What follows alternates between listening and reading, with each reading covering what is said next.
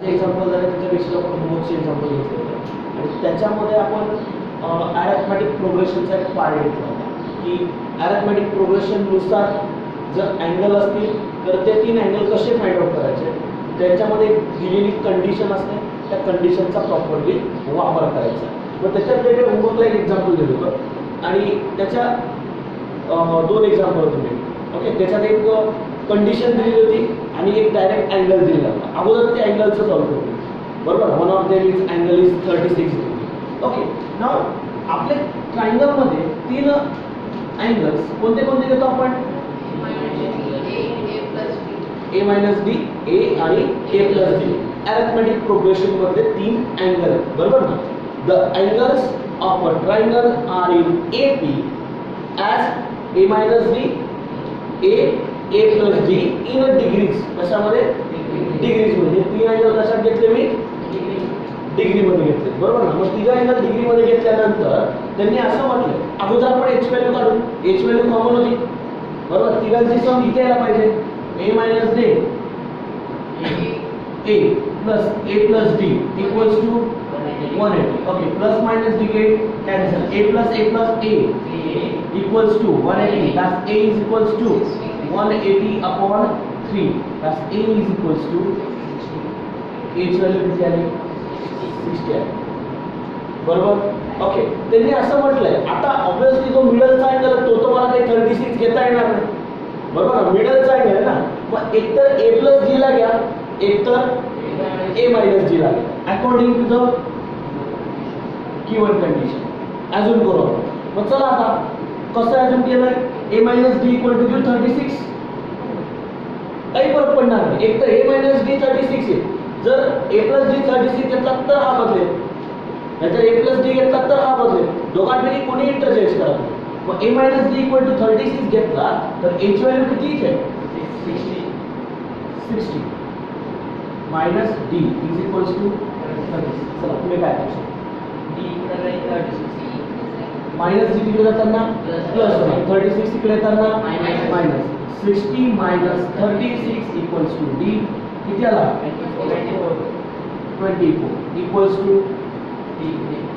with d ची value, बरोबर? Okay, नंतर आता a plus d काढा. a माहिती आहे, d माहिती आहे, a plus d काय निघेल? मग बघा आता h value 60 plus 24 equals to 84. झाले 3 अँगल्स. a minus d निघाला, a निघाला आणि a plus d. हा, जर सपोज दॅट मी आदला बदल केला, a plus d घेतला 36 तर काय येईल? सेम आहे ना. a plus d equal to काय घेतला? 36 घेतला. d ची value, h value 60 plus d equals to 36, बरोबर? मग d मायनस मध्ये, बरोबर? मग काय करू? 60 minus 36 equals to minus d. Minus मध्ये आहे ना d इकडच्या बाजूला. मग पुढे हा d is equals to minus 24, बरोबर? मग आता डिफरन्स तर सेम राहतोय. इथे डिफरन्स तोच होता, इथे डिफरन्स मायनस मध्ये आला. एवढंच फक्त एवढंच आहे की त्याच्या व्हॅल्यूज असतील त्या अप्पर म्हणजे आपण एक तर इन्क्रीजिंग नाही तर डिक्रीजिंग अशा फॉर्म मध्ये, पण डिफरन्स तोच राहतोय ना. एपी मध्ये जातील ती काय काही फरक पडणार आहे का? नाही. एक तर त्या पद्धतीने करा, एक तर या पद्धतीने करा, त्याच्यात काही फरक पडणार नाही. हा, पण जर एखादा अँगल आपल्याला आता a जर आपल्याला 60 म्हटला आहे तर एक लॉजिकली जरी विचार केला तर 36 कोणता अँगल असेल? त्याच्यापेक्षा मोठा असेल की लहान असेल? मग a minus d यायला काही प्रॉब्लेम आहे का आपल्याला?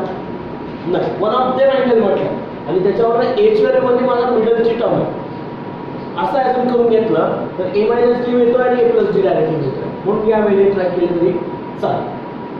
आलं लक्षात? ओके, नंतर रेडियन याला कन्वर्ट करायचं फक्त 60 अगोदर 36 नंतर 16 मग 84 रेडियन मध्ये बाय मल्टिप्लाय बाय 180. काय काय आले मग? हा पाय बाय पाय असेल बरोबर. पाय बाय 3 आणि 7 पाय बाय 50. दस हे आन्सर बरोबर असेल. आलं लक्षात. Okay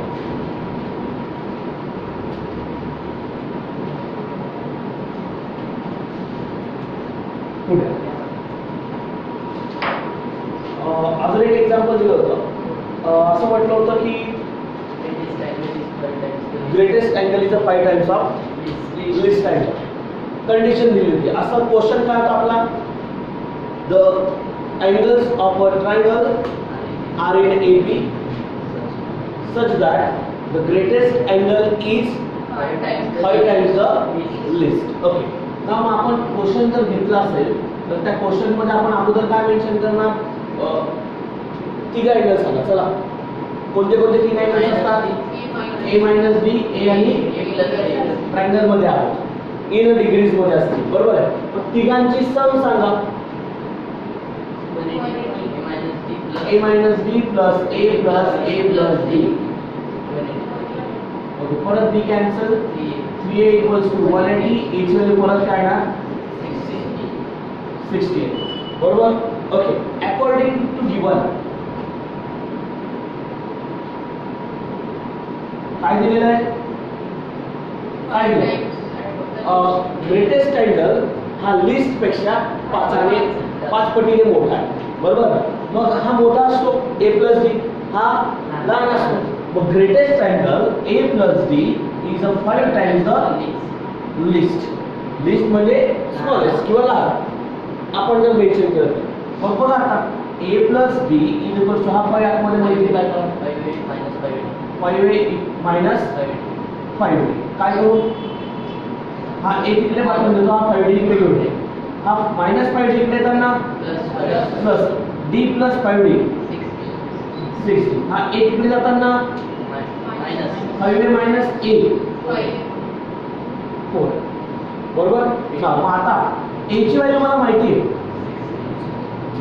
6d equals to 4 into that's 240 60. हा 6 तिकडे जाताना divide that's 240 upon 6 that's d is equals to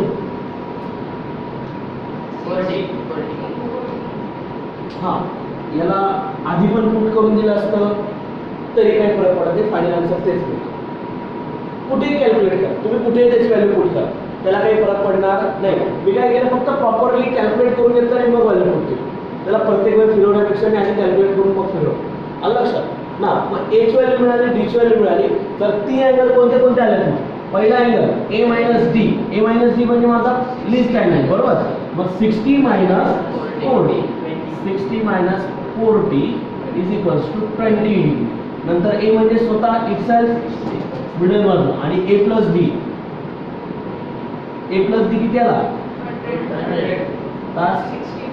60 plus 40 that's 100. झाले तिघांना कशात कन्वर्ट करायचं, रेडियन. आलं लक्षात. रेडियन मध्ये कन्वर्ट करायला आपण फक्त एवढंच 20 into पाय बाय कशात कन्वर्ट होतो, 0 0 get cancelled, pi by 9 radian. नंतर हा पाय बाय 3 रेडियन फिक्स्ड आहे बरोबर. 100 that's 100 into पाय बाय 180 5 पाय बाय 9 रेडियन. भाग दिला. हे दोन एक्झाम्पल दिले होते. ओके अजून एक एक्झाम्पल देतो, पुढचं तुम्ही सॉल्व करायचं लगेच.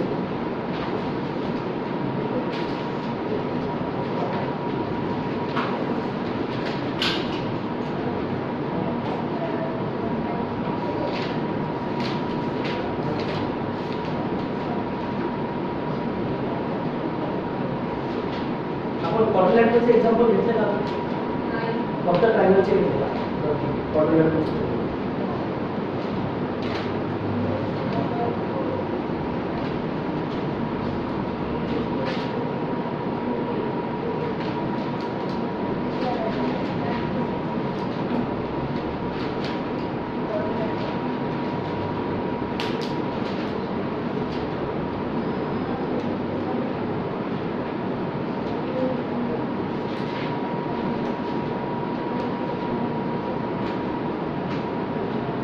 the angles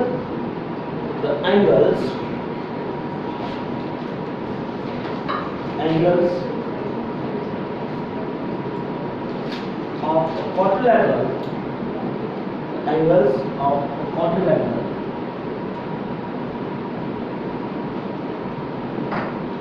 are in AP.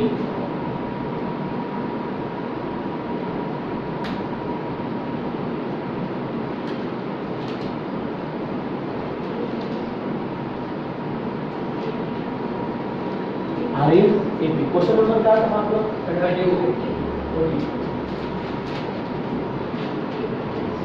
And the greatest angle is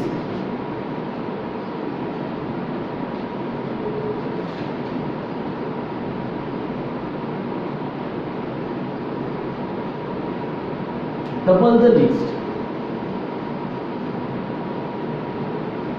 The greatest angle is double the least. Express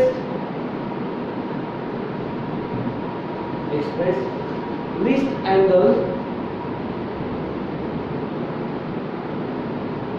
in a radian.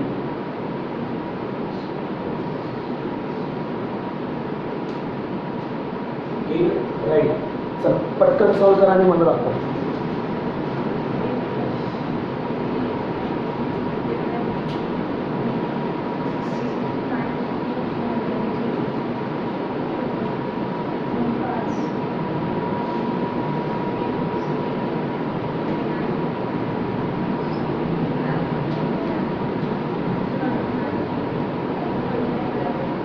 Let the degree measure of angles of quadrilateral total sum काय पण आपला पहिला a minus 3d a plus b a minus b a plus d and a plus 3d असे तीन angle आहेत बरोबर आहे. चार अँगल आपल्याला कशामध्ये क्वाड्रिलॅटरल सम किती येणार 360. मग सांगा total we know that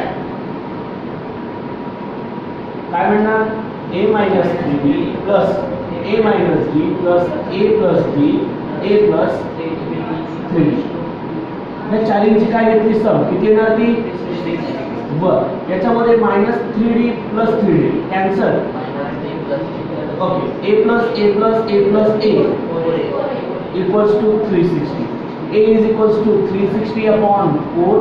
a is equals to 90. H value किती आली 90 बरोबर. मग आता एच व्हॅल्यू मिळाली. आता दिलेली कंडिशन काय बघा काय म्हटलंय the greatest angle double the list. याच्यातला सर्वात मोठा अँगल कोणता a plus 3d. याच्यातला सर्वात लहान अँगल कोणता a minus 3d. ग्रेटेस्ट आणि लिस्ट याला ग्रेटेस्ट म्हटलं जातं आणि याला लिस्ट म्हणजे काय ग्रेटेस्ट अँगल हा लिस्टच्या डबलला बरोबर ना. मग अकॉर्डिंग टू गिवन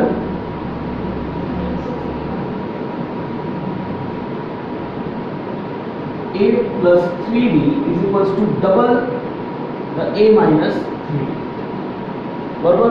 याला सॉल्व करून घ्या. a plus 3d equals to 2a minus 6d. that's minus 6d इकडे येताना काय होईल प्लस आहे तिकडे जाताना मायनस. मग चला 3d minus 6d इकडे येताना प्लस होईल ना. मग काय 90 equals to 2a minus a. That's 9d equals to h value किती आहे 90. Okay. Now then हा 9 दिला जाताना 90 upon 9 d is equals to 10. h value किती आली 10 आली. मग आता चार अँगल काढायचे.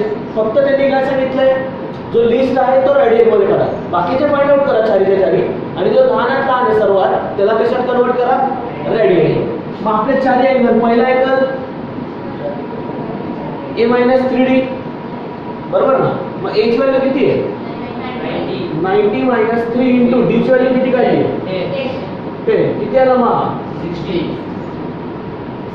90 minus 30 is 60. नंतर a plus d 90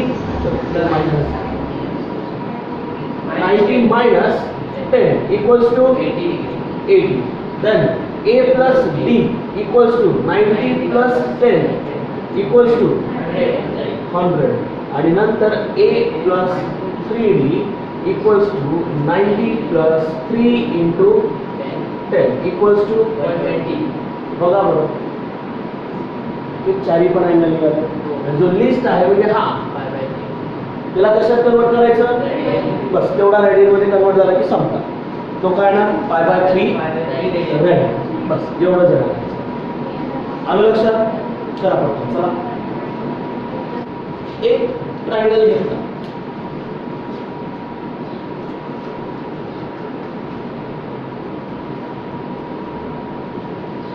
मी सांगितलं की हा जो दिलेला ट्रायंगल आहे त्याचे इंटेरियर अँगल आणि एक्सटेरियर अँगल काढा then how to find the interior angle and exterior angle of this triangle how to find okay मी असं सांगितलं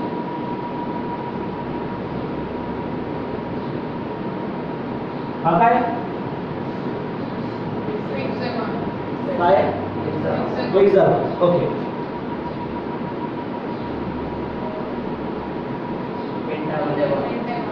पेंटागॉन बरोबर आहे कशावरून ठरवलं हा हेक्सागोन आहे 6 बाजू आहे बरोबर आहे 5 बाजू आहे बरोबर याला पेंटागॉन म्हणतात बरोबर आहे नंतर आपण याला सिम्पली काय म्हणणार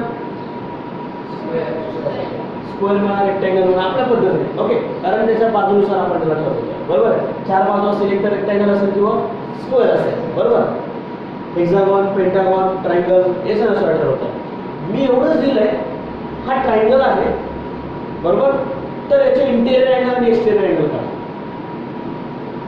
तर याचे इंटेरियर आणि एक्सटेरियर अँगल काढा देन हाऊ टू फाइंड बरं याचा इंटेरियर अँगल कोण आणि एक्सटेरियर अँगल कोण इंटेरियर हे 3 असतील 1 2 3 बरोबर आहे आणि त्याच्याच करस्पॉन्डिंगला ॲडजस्टंट अँगल म्हणजे हा आणि हे कोण असतील त्याचे एक्सटेरियर अँगल बरोबर ना किती असतील एक्सटेरियर बरोबर ना मला एक सांगा एक्सटेरियरचं आणि इंटेरियरचं काय रिलेशन आहे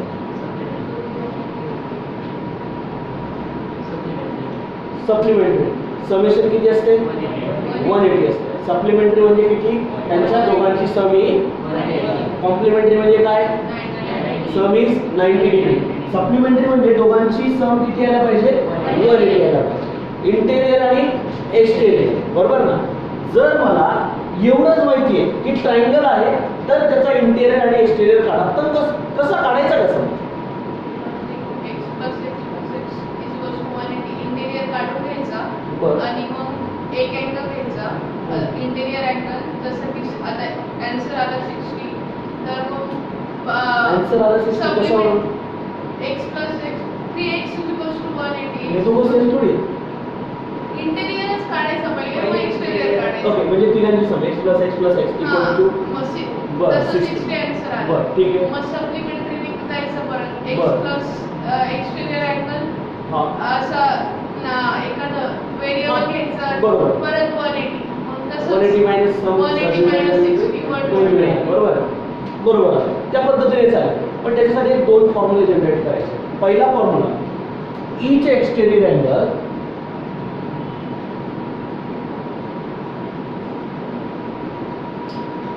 is equals to 360 upon number of sides हा पहिला फॉर्म्युला काय each exterior angle is 360 upon number of sides त्याला जेवढ्या साइड्स असतील त्या साइड्स ओके म्हणजे ऑब्वियसली ट्रायंगलला किती साइड्स आहेत 3 4 6 1 2 3 4 5 6 7 याला 5 बरोबर ना म्हणजे मला काय मिळालं त्याचे एक्सटेरियर अँगल मिळाला कोण मिळणार एक्सटेरियर अँगल मग एक्सटेरियर झाला की त्याच्यावरनं मला कोण काढता येईल बाय सप्लिमेंटरी अँगल नाही इंटेरियर काढता येईल मग इच इंटेरियर अँगल सप्लिमेंटरीचा formula interior plus exterior equal to 180 मग एक्सटेरियर मला माहिती राहील आता त्याला उचलायचं या बाजूला 180 minus exterior 180 minus exterior is equals to 180 minus each exterior angle. हे दोन फॉर्म्युले परत एकदा आपल्या नोटबुकच्या फ्रंट पेजला लिहून द्या. दोघं चल.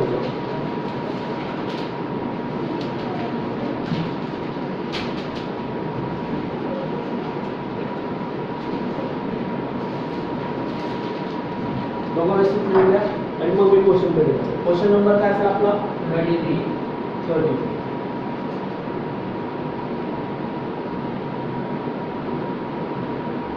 त्याला रेग्युलर पॉलिगॉन पण म्हटलं जातं. पण ते रेडियन पेक्षा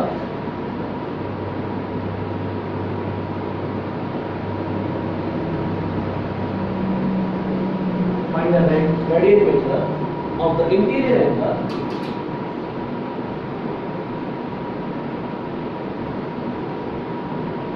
of regular first pentagon. त्याच्यामध्ये सब क्वेश्चन घेतला. या क्वेश्चन मध्ये सब क्वेश्चन घेतला.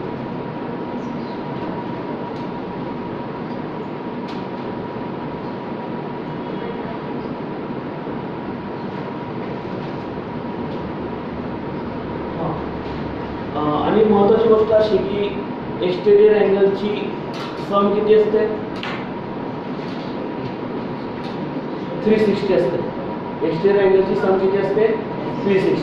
त्यामुळे तेवढं लक्षात असलं की कोणते एक्सटेरियर अँगल घ्या त्याची सम किती आली पाहिजे? 360 आली पाहिजे. ओके ना. मग आपलं याचं सोल्युशन बघा. पुढचे तुम्ही सॉल्व करा. मी फक्त एक सॉल्व करून देईन कारण सेम राहणार, फक्त साईड बघा. साईडवर सर्व काही डिपेंडेंट असेल. पेंटागॉन मध्ये किती साईड्स असतील? 5 असतील, बरोबर ना. मग त्याचा वापर करावा लागेल फक्त. ओके, झालं? लिहिलं गेलं का? लक्ष द्यायला.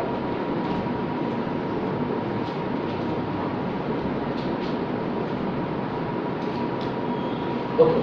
Now, the sum of exterior angles of regular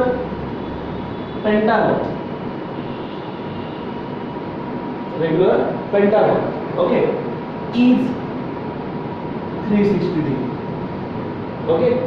Now, बघ आपण काय म्हणणार? Therefore, पहिला फॉर्म्युला त्याच्यामध्ये आपण असं म्हटलं चालेल का? Therefore, number of sides म्हणजे कोण? n. त्याला नाव देऊ आपण n. काय नाव देऊ आपण? n. n म्हणजे किती असेल त्याच्यामध्ये? 5.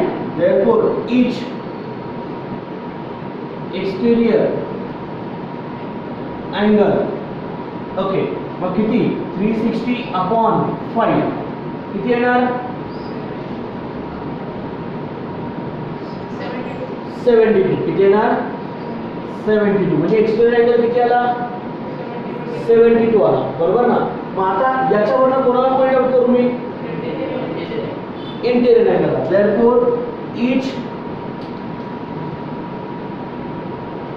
Interior angle is equals to 180 minus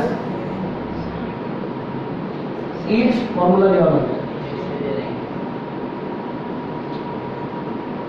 each exterior angle, that's 180 minus 72. किती येणार हा? याला कशात कन्वर्ट करायचं आहे? कशाने मल्टिप्लाय करू? बर, रेडियन मध्ये कन्वर्ट झालं. चला सांगा बरं पटकन. माझा भाग देऊ. किती जातोय? सांगा मग. आणि हा 50. याला परत भाग जातोय ना. आणि याला equals to 3 pi by 500. That's what is our final solution. हे झालं की त्यानंतर लगेच याच्यातला सब क्वेश्चन घ्या. सेकंड हेक्सागॉन तुम्ही सॉल्व करायचा पटकन.